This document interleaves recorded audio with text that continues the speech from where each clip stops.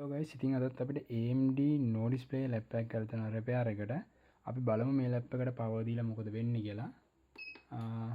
ඔයාලට පේන ඇති මේ lap එක වැඩ කරා.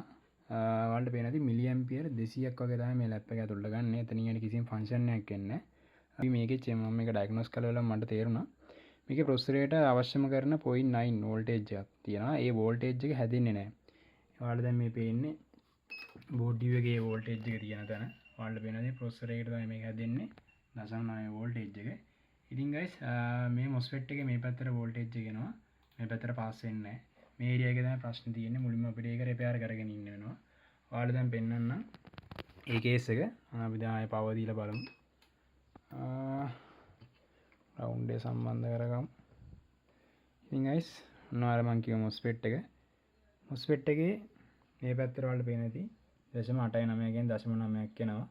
ඒත් ඔයාලට දැන් පේන ඇති මේ පැත්තට MOSFET එකට voltage pass වෙන්නේ නැහැ. ඒක තමයි මේකේ ප්‍රධාන ගැටලුවක් වෙලා තියෙන්නේ. අපි මුලින් මේක repair කරගෙන ඉන්න ඕනේ. ඊට පස්සේ අපි බලමු මේ lap එක හදා ගන්න පුළුවන්ද කියලා. ඉතින් guys මේ lap එකේත් අපිට repair එක success කරගන්න පුළුවන් වෙලා තිනවා. ඔයාලා මේ දකින්නේ මේ lap එකේ repair එකෙන් පස්සේ මේ lap එකේ display අරගෙන ඉතින් අපි repair එක කරගෙන තියෙන විදිය.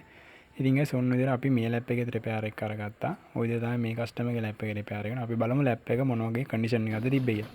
මේ තියෙන customer ගේ lap එක අපිට ආයෙත් තිබුණ විදිය.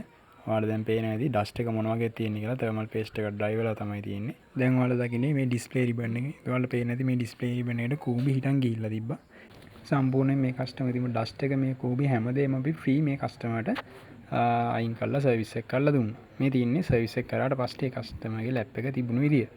දැන් ඔයාලා මේ දකින්නේ මේ customer ගේ lap එක full service කරාට පස්සේ තියෙන විදිය අපි මේ full service එක free තමයි දෙන්නේ repair කරන හැම lap එකකටම අපි මේ විදියට CPU fan එකත් කොටස් වලට වෙන් කරගෙනම service එක කරගත්තා. හරියට service වෙන්න ඕනේ නේද? මේ තියෙන customer ගේ back පියන. ඉතින් ඔන්න විදියට අපි මේ customer ගේ repair එක අවසන් කරා. ඔයාගෙත් laptop repair එකෙන් තියෙනවා නම් MDC computer දැන්ම අපිට කතා කරන්න.